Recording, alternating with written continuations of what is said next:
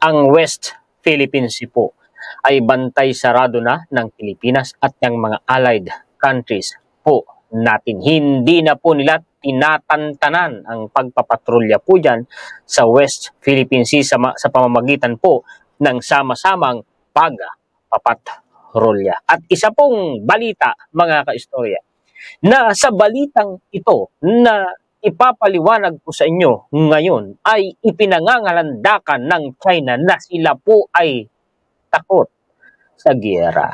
Hindi talaga sasabak sa giyera ang China. Ito pa, isa pang balita, mga kaistorya. Si VP Sara po ay bagsak na, patuloy na lumalagapak. Magsimula po tayo, mga kaistorya, pakishare po at pakilike. Mag-share na po ako sa inyo ng atin pong mga referensya. Ito po yung dati nang ipinaliwanag ko sa inyo, mga kaistorya. Ngunit ito'y panibagong balita. Sa pamamagitan nito, mga kaistorya, ay mapatutunayan na ang West Philippine Sea ay patuloy pong binabantayan ng Pilipinas at ng mga allied countries. Hindi kagaya nung sinasabi po nitong mga Team Kapapaitan na ang West Philippine Sea daw ay iniwanan na. Mga fake news. Ano, mga kaistorya, basahin natin. West Philippine Sea, Navy conducts 10 multilateral maritime activities this year. Isipin ninyo ito, mga kaistorya. Ano, 10 multilateral maritime activities this year. Ano ba ang ibig sabihin niyan? O, historiador, basahin muna natin. Ano, in its efforts to reinforce, magpatupad po, mga kaistorya, ng ating security and sovereignty dyan po sa West Philippine Sea, a Navy official revealed that 10 multilateral maritime activities have been conducted this year. Navy spokesperson for West Philippine Sea, Rear Admiral Roy Vincent Trinidad, said this figure is higher than the 3 multilateral maritime activities they conducted in 2023. Kung susumahin natin, halos buwan-buwan, mga kaistorya, ay may nangyayari po na pagpapatrolya dyan sa West Philippine Sea, magkakasama ang Pilipinas at ang mga allied countries natin. Hindi pa kasama sa bilang na yan, mga kaistorya, yung initiative ng mga bansa na sarili nilang pagpapatrolya po dyan. Mga allied countries natin yon. Itong binabanggit natin dito, kung hindi tayo nagkakamali, ay Joint Maritime Patrol sa West Philippine Sea. Ang binabanggit natin hindi kasama dyan ay kagaya po, mga kaistorya, ng European countries, kagaya po ng Australia, kagaya ng Japan, kagaya ng South Korea, kagaya po ng Canada, na bukod na nagsasagawa ng kanila pong pagpapatrolya dyan. Ang termino lamang na ginagamit, mga kaistorya, Joint Maritime Patrol o kaya naman ay Freedom of Navigation. Pero, gaya ng pinaliwanag ko at sinabi ko sa inyo dati, iisa lamang ang purpose niyan. Para mabantayan po, mga kaistorya, sa part natin, West Philippine Sea, at sa pamamagitan ng mga allied countries natin, ay ang Southeast Asia at ang kabuuan ng Indo-Pacific region. Dahil nga po, mga kaistorya, ang kanila pong nilalabanan dyan ay ang ipinatutupad ng China na pangangamkam. Gusto kasing ma-dominate China ng China at hindi pumapayag ang mga allied countries natin. For last year, we only had 3 multilateral maritime activities. Ibig sabihin, ngayong taon, pinatindi po ito ng administrasyon ni PBBM for this year. We have had already 10 multilateral maritime activities. Remember, mga kaistorya, October pa lang ngayon. Nasa ikasampung buwan pa lamang po tayo ng taon pong ito. Kaya buwan-buwan ay mayroon. This includes ships from different countries, Australia, New Zealand, European powers, Japan, the US, and others, Trinidad said in a press briefing on Tuesday. Ayan, ganda, mga kaistorya. Magandang balita ito. Ang sabi naman, nitong mga kwan, puro lang naman ikayang ganyan. Wala namang ayan ba ang walang ginagawa? Tapos sasabihin pa, hahanapan pa ng butas ang administrasyon. Mga kaistorya, hahanapan pa yung ginagawang pagsisikap na maipagtanggol at pabantayan ang West Philippine Sea. Nandyan pa rin naman, tambak pa rin ang mga Chinese business, ganito, ganyan. Ay kung gustong hanapan ng butas, edi sige, balikan natin yung nakaraang administrasyon, anong ginawa nila. Kaya yan dyan tumambak. Sinong may kasalanan? Pinalaki ng ulo ng nakaraang administrasyon. Ibinigay na halos lahat ng gusto ng China. Tanong, iniwanan ba nila ang West Philippines? Hindi, lumala pa nga kamo. Ang hahanapan ng butas, yung totoong Pangulo na nagtatanggol at nag-iingat sa West Philippine Sea. Ano yan? Diversionary tactic uli para malimutan ng mga Pilipino kung sinong totoong may kasalanan, kung bakit nagkaganyan ang sitwasyon sa West Philippine Sea. Di ba, nakarang administrasyon, di natin nalalaman. Ganyan na pala kalaki, ganyan na pala kalala ang problema natin sa West Philippine Sea. Pag upo ni PBBM, sa pamamagitan ng kanyang Transparency Initiative, ibinulgar ang mga kawalangian ng China na bulaga tayo, gano'n na pala kalala ang problema natin dyan. O ngayon, isisisi kay PBBM, para makalimutan kung sino talaga ang nagpabaya, kung sino ang totoong may kasalanan, kung bakit lumaki ng ganyan kalala ang problema natin sa West Philippines. Hindi po ba, mga kaistorya? O tuloy. Dito na tayo sa sunod na referensya natin, mga kaistorya, ha? Ito po, ang katunayan ng China ay takot po na sumabak sa pakikipagdigma. Hindi tayo gigirahin yan. Hindi rin ako naniniwalang susugurin yan ang Taiwan, mga kaistorya. Tingnan po ninyo ito, ha? China says, concerned over Korean Peninsula tensions after North fires ICBM. Kasi testing po ng intercontinental ballistic missile ang North Korea. Mga kaistorya, nagpalipad na naman sila. Di umangal naman ang South Korea. Nagpatindi din po, mga kaistorya, ng depensa at opensa na kakayanan ang South Korea. Teka, Juan Historiador, anong kinalaman yan sa China? Nakita naman po natin, binanggit ang China. Ibig sabihin lamang nito, ganito yan, mga kaistorya. Akala ko ba ikaw ay malakas? Akala ko ba'y manggigiyera ka kasi nambubuli ka, bakit kung ganoon, nagpapahayag ka ng pagkabahala sa alitan po, sa iringan ng North Korea at South Korea? Nababahala ka pala na baka magdigmaan ang dalawa. At pag nagdigmaan yan, malamang mai-involve si Amerika, allied countries ni Amerika, si South Korea, mga kaistorya. At magkaibigan naman si North Korea at saka si China at si Russia. Totoo naman yan, mga kaistorya. Pare-pareho sila ng mga kaistorya. Di ba? Ngayon, kung talagang hindi ka takot at gusto mo talagang magkadigmaan, di ba dapat ang gawin mo, sulsulan mo ng sulsulan yung dalawa? I-provoke mo ng i-provoke para magkadigmaan? Ang sabi mo pa nga pala, ikaw po ay, sabi, di ba, mga kaistorya? Concerned daw po sila. China, on Thursday, said it was concerned over the situation on the Korean Peninsula after Pyongyang said it had test-fired one of its most powerful missile, to boost its nuclear deterrent. Beijing Foreign Ministry said Thursday that it was concerned about development on the Korean Peninsula. Pag sinabi mong Korean Peninsula, North and South Korea po yan, mga kaistorya. Nababahala ang China. Nagwo-worry po sila, nag-aalala sila. Anong ipinag-aalala nila? Baka magkadigmaan. China has consistently maintained preserving peace and stability on the peninsula and promoting the process of political resolution to the peninsula issue aligns with the common interest of all parties. Talaga lang ha, hindi ako naniniwala sa sinasabing yan ng China. Tuloy sa isa pang balita, mga kaistorya, ito pa po, dahil dyan, sa ginawa po yung mga kaistorya ng China, nag-test din kasi ng ICBM ang China sa Pasipiko. Ito, re-rest back ngayon, a-action ngayon. Ang Australia, mga kaistorya, malaking bansa din yan, mga kaistorya, maunlad na bansa din po yan. Australia to boost missile production after China tests ICBM in Pacific. Maging itong si European countries, si NATO, si Japan, si South Korea, si Canada, nagpapalakas din po, nag-i-improve din at nagpapadami ng kanilang missile to counter China.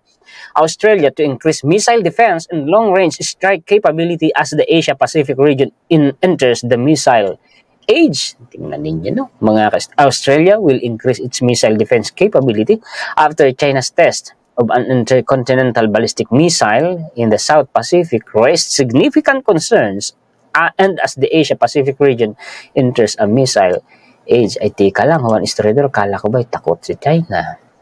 Bakit hanggang Pasipiko nakakarating? Alam niyo mga ka-istorya, taktika lamang po yan. Sabi nga po ng ating Philippine Navy, yan po ay art of war lamang ng China. Ipinapakita nila sa buong mundo, kunyari, malakas sila para masindak ang mga bansa sa mundo. Pero ang totoo, mahina ika ang China. Oo nga naman, bukod sa bagsak ang bansang China ngayon, ang kanila pong mga militar ay wala pong kasanayan at karanasan sa modernong labanan. At yung kanilang mga military assets, mga kaistorya, kahit po yung kanilang mga fighter jets, kahit yung kanilang mga warships, kahit yung kanilang mga missiles, ay hindi po subok sa modernong labanan. Sabi nga, sa kasabihang Pinoy, marami pang kakaining bigas. Well, isaing muna sana nila. Huwag nilang kaining bigas. Di ho ba? Mga kaistorya. Tuloy, sa isa pa pong balita, ito pa mga kaistorya. Speaking of missile, ang missile na ito na pinakawalan at pinasabog ng Amerika ay kaya po nito mga kaistoryang burahin yung dominance po na sinasabi mga kaistorya ng China sa Indo-Pacific region pagdating sa missile. Yan kasi ang ipinangangalandakan ng China. No, mga kaistorya, kasi marami silang missile, ganito, ganyan. Well, sabi naman ni Donald Trump noong presidente siya, aba, kaya marami kaming missile at ang missile namin ay gumagana. Speaking of nuclear missile, nasa 500 lamang naman ang kay China eh. Samantalang kay Amerika ay nasa 5,000 mahigit. Ako naniniwala ako na hindi pa yun ang totoong numero na i-disclose ng Amerika, mga kaistorya. Hindi kasi lahat ng i-disclose mo no? An Arleigh Burke-class destroyer of the US Navy fired a naval strike missile. Ito, pahiwatig ito sa China. Mensahe ito sa China, mga kaistorya. During the rim of the Pacific, sa rimpak po yan, military drills held off the coast of Hawaii. The service has finally confirmed. Yan po mga kaistorya, ay sabi dito ay nag-release po ng statement noong October 23. Nitong nakaraang linggo lang, the first demonstration of firing of a naval strike missile from a US Navy destroyer. May pinalubog sila dyan mga kaistorya. It was a decommissioned amphibious vessel. Yun po yun mga kaistorya. Okay, tuloy. Dito naman tayo sa sinasabi ko sa inyo kanina. Nabagsak si BP Sara. Patuloy na lumalagapak. Samantalang si PBBM, panalo, lalong umaangat. Latest survey po ng Okta Research. Ang sabi po, PBBM holds majority approval trust in third quarter. Basahin nga natin, latest to October 31 po ang balitang ito At least 69% of the Filipinos gave their trust to President Ferdinand R. Marcos Jr., while 66% approved his performance in the third quarter of 2024, according to a new Okta Research survey released on Thursday. Wow! Ay ganda naman ang pagkabalitang yan. Ibig sabihin, walang talab sa mga Pilipino, mga kaistorya. Yun pong paninira, ng mga team kapapaitan, mga kaistorya. Walang epekto sa mga Pinoy, hindi na sila pinaniniwalaan. Ang ibig sabihin nun, mga kaistorya, sila-sila na lang din ang naglulukuhan. Sila-sila ang nagbubulahan. Ay tingnan ninyo, samantala kay VP Sara, ang sabi, Vice President Sara Duterte, meanwhile, has seen a notable decline. Ay hindi ba't yung rating niya nung nakaraan ay bumulusok? Bumulusok na naman.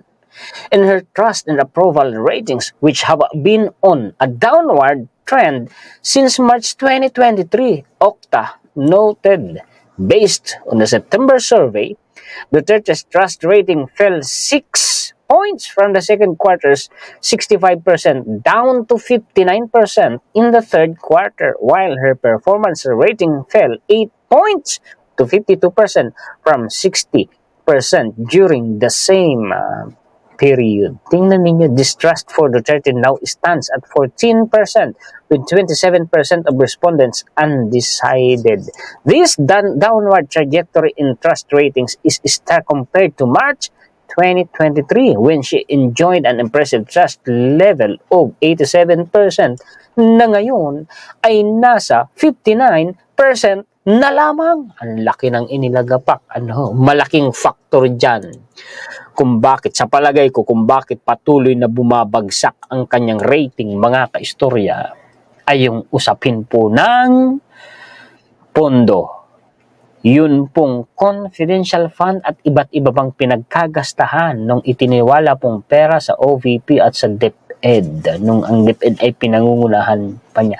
Plus yung kay Kibuloy pa, na doon na nga nag-umpisa, mga kaistorya, na si First Lady nagsalita na, nagpa-interview kay Katunying. Tapos yung mga murali pa nila na dinaluhan ni VP Sara, kagaya nung sa Davao, nakasama pa si Senator Amy Marcos. And speaking of Senator Amy Marcos, mayroon tayong balita tungkol sa kanya. Idagdag pa kung bakit po patuloy na bumabagsak ang rating niya. Palagay ko, kasi ramdam ko ang pulso ng taong bayan bilang isang influencer, ay yun pong kawalan niya ng pakialam sa ginagawa ng China sa atin na panghaharas at pambubuli dyan po sa West Philippine Sea. Kita ninyo, ang laki ng inilagapak. Isipin ninyo, ang una na rating po niya, 87%. Ngayon po ay 59% na lamang. Ang laki ng inilagapak. Samantalang si PBBM patuloy pong tumataas ang kanyang rating. Ayan na nga ba ang sinasabi ko, mga ka-istorya. And speaking, bago natin puntahan si Senator Amy Marcos, itong balita na ito, may Team Kappa na nag-comment, bakit hindi ko raw po ito gawa ng content? O eto na ha, kasi baka ang ipinupunto mo, ay kasalanan ito ni PBBM, o baka involved dito si PBBM. Kung ganun lang din, kung ganun lang din, kasi ito mga kaistorya, a drug suspect, isang tao lamang, kung hindi tayo nagkakamali, ang dito po ay naaresto, ito po ay si Edgar Ventura, isang tao lamang. Kung ganun pala, ang gusto nilang ipunto, mas mabubutasan natin si former President Rodrigo Duterte noong 2019. Siyam na tao ito. Sa Malacanang complex din po ito nahuli. Sige nga, alin ang mas matindi? Siyam na tao o yung isang tao? Isang taong nahuli sa panahon ni PBBM, kontra po dito sa siyam na taong nahuli sa panahon ni former President Rodrigo Duterte. Sige nga, 9 suspects fall for illegal drug operation within Malacanang complex. Ang balitang ito ay June 21, 2019. Kita din niyo, mga kaistorya. O ano na, kaya nga ang mga utak ng mga yan, mga baluktot O ano, maaasar na naman sila. Dahil nasuplak na naman natin. Asan yung akin ditong, yung akin ditong Sanreo? Itong aking balbas ay ititirintas ko muna. Asar na. Bakit ba naman kasi, Juan Historiador, ang hilig mong mangalkal ng nakaraan? Ay nasa karaan nakatago ang katotohanan. Ayan, ay disuplak. Yan na nga ba ang sinasabi ko sa inyo Ang hilig niyong maghanap ng butas. Kay PBB mo, di ano. O ano, ang lakas ng balik. Sabi nga sa Bicol, pusngak Ang sabi dito, the National Bureau of Investigation on Friday announced the arrest of 9 suspects behind the selling of illegal drugs and maintaining of drug dens within the Malacanang complex. O ano na, mas mabigat ito NBI Director Dante Guerran identified the arrested suspects as Rolando Laya, 1. Brian Jason Batrina, 2. Melvin Santiago, 3. Freddy Nacion Jr., 4. Esperanza Espido, 5. Juan Garcia, 6. Ronnie Gonzalez Lao, 7. Sulpicio Reyes Casiler Jr., 8. And Leonardo de la Cruz Asa, 9. O ano na, mga team kapaasan kayo? Comment down below. Sabi ko sa inyo, huwag kayong masyadong kasi kayo ang nasusuplak sa kaing-ingan ninyo eh. Ano na? Tuloy, iwanan na natin yan. Ay, si Senator Amy Marcos na naman. Ang kapatid na traidor sa sariling kapatid. Yun ang aking opinion. Ang sabi dito mga ka-istorya. Senator Amy Marcos said she considers Vice President Sara Duterte her best friend despite the latter's rage against her brother, President Mo. Sinabi na nga ni VP Sara na gusto niyang pugutan ng ulo si PBBM na gusto niyang hukayin yung tatay mo, Senator Amy Marcos, at itapon daw sa West Philippines. Palagay ko silang dapat itapon sa West Philippines kasi sila ang pro-China Tapos kinukonsider mo pa rin best friend, ano yan, mas matimbang yan sa'yo kaysa sa kapatid mo po. Ay naku po, opo naman, oo, nasaan na yung kasabihan? Na blood is thicker than water. Ano na tayo? Oo, nakakadismaya. O ano na yung mga Marcos supporters po dyan? Anong masasabi ninyo dito? Tuloy, Ay, ito po ay wait lang. Ipahuli ko na ito. Personal pong binisita at pinuntahan ng first couple at ng first son na si Congressman Sandro Marcos ang tagapamahalang pangkalahatan ng Iglesia ni Cristo para po batiin sa kanyang kaarawan, October 31. At pinost pa nga po yan mga kaistorya ni PBBM sa kanya pong Facebook account. Ayan po yan Ayan, ang makikisig at isang magandang first lady. Ayan po mga kaistorya, pinost yan ni PBBM. Ayan ayan po. Ayan, aba. At ang sabi nga po sa caption, basahin ko nga. Malugod na pagbati sa kaarawan ni kapatid na Eduardo V. Manalo sa araw na ito. Nais kong ipahatid ang aming pasasalamat at paghanga sa inyong dedikasyon sa pamumuno at paggabay sa Iglesia ni Cristo. Naway patuloy kayong biyayaan ng lakas at karunungan upang magamit sa inyong patuloy na paglilingkod at pangunguna sa loob ng Iglesia. Mula sa aming pamilya, pinapanalangin namin ang patuloy na paglago ng inyong gawain at magandang adhikain para sa bayan at sa buong mundo. Mabuhay kayo, Ka Eduardo, at ang Iglesia ni Cristo. Happy birthday po. Speaking of Iglesia ni Cristo, ito ay yung may kinalaman po na binanggit ang Iglesia ni Cristo sa investigasyon dyan sa House of Representatives.